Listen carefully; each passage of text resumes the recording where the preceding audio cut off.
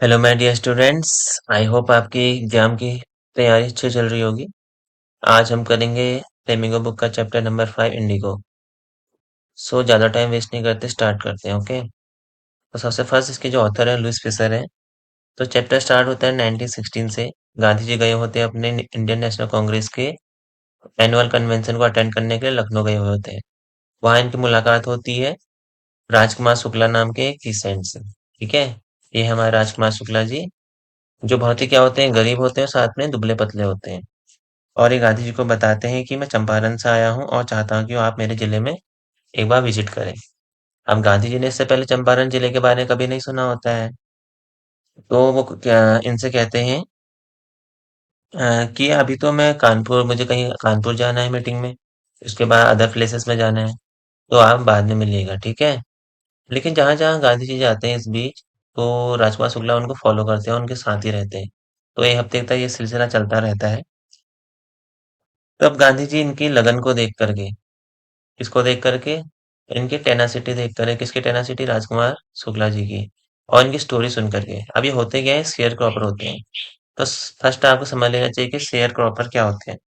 देखो, जो चंपारण के किसान थे, वो एक एग्रीमेंट के द्वारा शेयर क्रॉपर थे। मतलब इन्हें रेंट के तौर पे जो भी उनकी क्रॉप है उसका कुछ पार्ट लैंडलॉर्ड को देना पड़ता था, या लैंड ओनर को देना पड़ता था। इसलिए इनको शेयर क्रॉपर बोला जाता है। तो वैसे ही राजकुमार शुक्ला जी भी इनमें से एक शेयर क्रॉपर है। तो इनकी कहानी सुन करके और इनकी टेनासिटी, लगन देख करके गांधी जी बहुत खुश होते हैं, और इनको एक डेट फिक्स कर देते हैं। ठीक है, कि मुझे कलकत्ता जाना है, आप वहां से मुझे अपने शहर को ले जाइएगा। तो जब डेट फिक्स हो जाती है, फिक्स डेट को गांधी जी को मिलते हैं राजकुमार शुक्ला, और वहां से इनको पटना की ट्रेन में बैठाते हैं। ठीक है, अब ये शुक्ला जी उनको वहां से ले जाते हैं एक लॉयर के पास। जो लॉयर होते हैं वो कौन होते हैं, राजेंद्र प्रसाद, जो बाद में हमारे क्या बनते हैं, फर्स्ट प्रेसिडेंट भी बनते हैं। ठीक है, तो उस समय जो ये राजेंद्र प्रसाद जी हैं, वो कहाँ गए होते हैं, वो आउट ऑफ टाउन गए होते हैं। तो उनके ओनली सर्वेंट होते हैं, जो सर्वेंट होते हैं वो राजकुमार शुक्ला को पहचानते हैं, क्योंकि ये कई बार उनके पास अपनी प्रॉब्लम लेकर गए हुए होते हैं। तो ये सोचते हैं कि जो गांधी जी है हमारे, वो भी क्या है, एक शेयर क्रॉपर ही है। तो इनको जमीन में बैठा देते हैं, और साथ में इनको जो वेल होता है, कुआं होता है, उससे पानी निकालने से मना कर देते हैं, क्योंकि उस टाइम पे छुआछूत की जो समस्या थी, वो समाज में थी। ठीक है, तो वो सोचते हैं कि अगर इनके बकेट का थोड़ा कुछ बूंदे, जो ड्रॉप्स हैं, वो पानी में चली जाएंगी वेल में, तो पूरा पानी पॉल्यूट हो जाएगा। ठीक हो गया।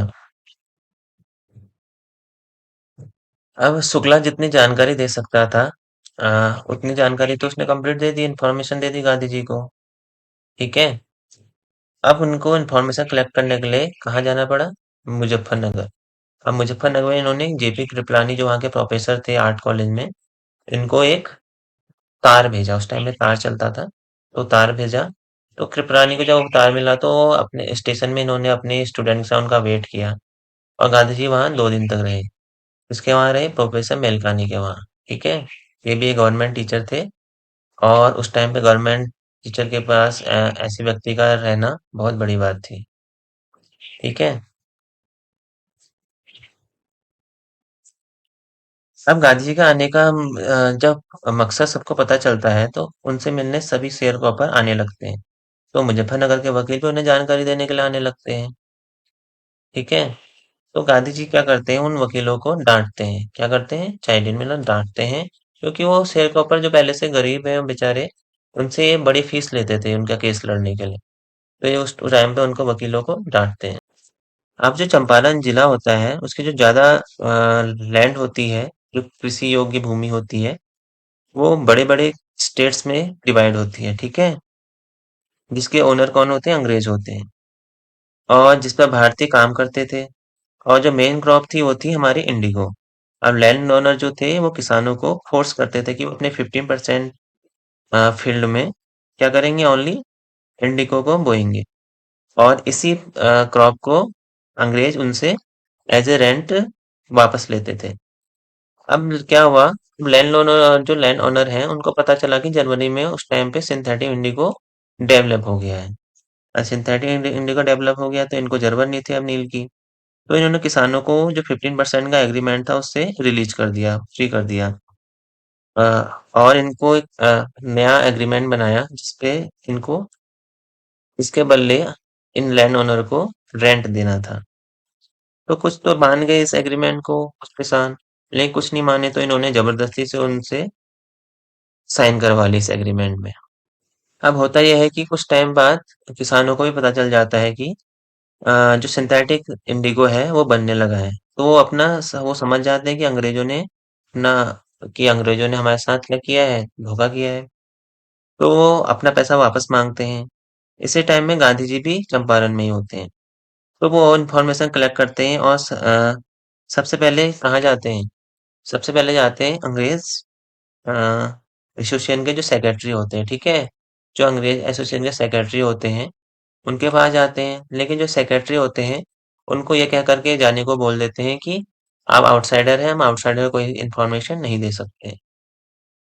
तो नेक्स्ट गांधी जी जाते हैं, किसके पास जाते हैं? ब्रिटिश ऑफिशियल कमिश्नर के पास जाते हैं जो तिरुपति डिवीजन में होता है, ठीक है, जिसमें चंपारण डिस्ट्रिक्ट भी हमारा आता है। तो जो गांधी जी जब उससे करने जाते हैं तो वो उल्टा वो क्या करता है, उनको डांटता है, उनको धमकाता है और डांटने लग जाता है कि जल्दी से आप क्या करो, इस तिरुपति डिवीजन को छोड़कर यहाँ से चले जाओ। बट जो गांधी जी होते हैं वहां से जाते नहीं हैं, ठीक है। तभी उनको गांधी जी को एक इंफॉर्मेशन मिलती है कि एक किसान के साथ उनके साथ बहुत ज्यादा उसके साथ बैड बिहेवियर किया गया है, ठीक है, दुर्व्यवहार किया गया है। तो गांधी जी उससे देखने के लिए निकल पड़ते हैं। अब ये थोड़ी दूर पहुंचे ही होते हैं कि जो ये सुप्रीमेंटर का क्या होता है, मैसेंजर होते हैं हमारे ये उनको मिल जाते हैं रास्ते में, ठीक है। और उनको एक नोटिस देते हैं। पहले कहते हैं कि आप वापस जाओ और बाद में इनको नोटिस पकड़ाते हैं। हम गांधी जी वो नोटिस देखते हैं तो उसमें उनको चंपारण छोड़कर जाने के लिए कहा गया होता है। तो गांधी जी उसको नोटिस में सिग्नेचर करते हैं और साथ में लिख देते हैं कि मैं इस ऑर्डर को नहीं मानता हूँ, ठीक है।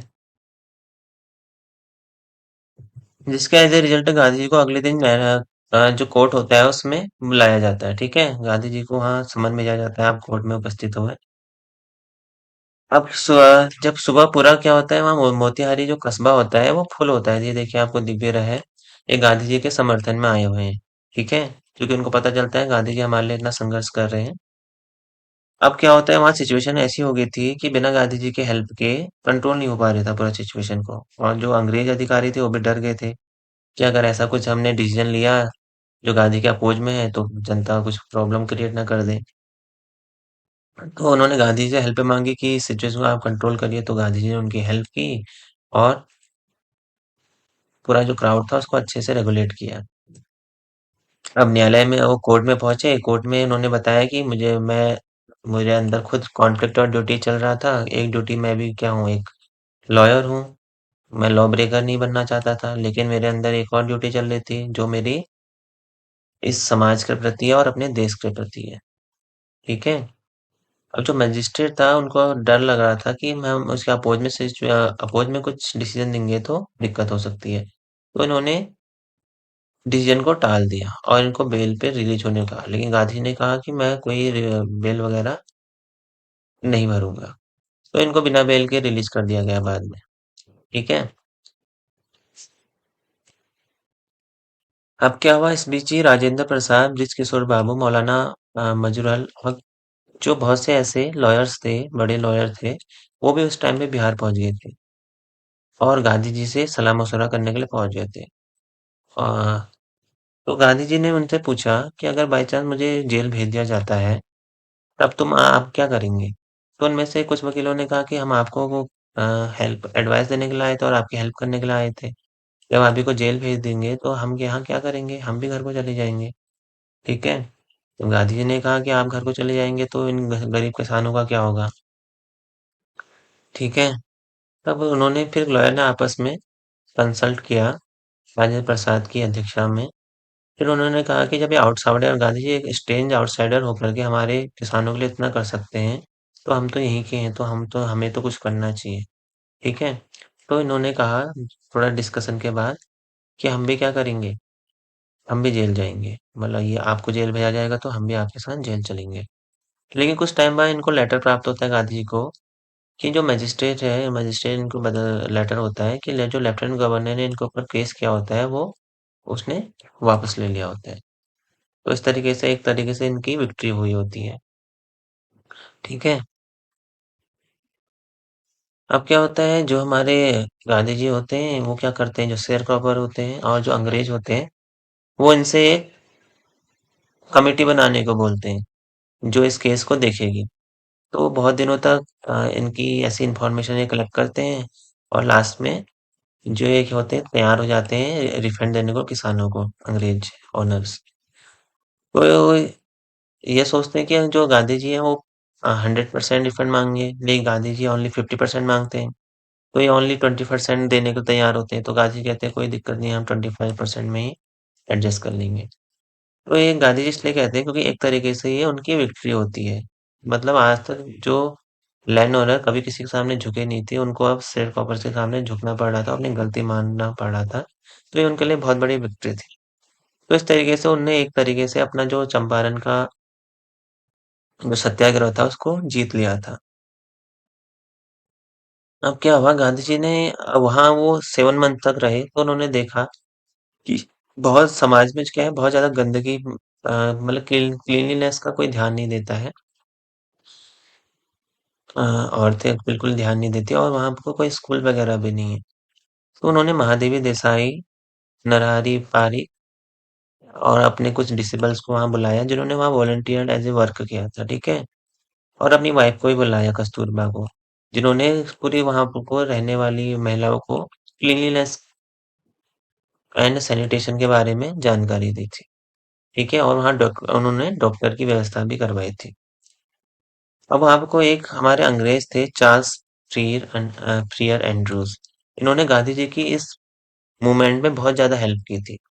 जब ये रिटर्न हुए, अब इनकी पोस्टिंग कहीं आउटसाइड हो गई थी, अब ये जा रहे थे उनको छोड़ करके, तो ये गांधी से मिलना आए। तो जो अदर इंडियन थे उन्होंने कहा कि इनको हमें हमें यही रोक लेना चाहिए, ये हमारी हेल्प करेंगी।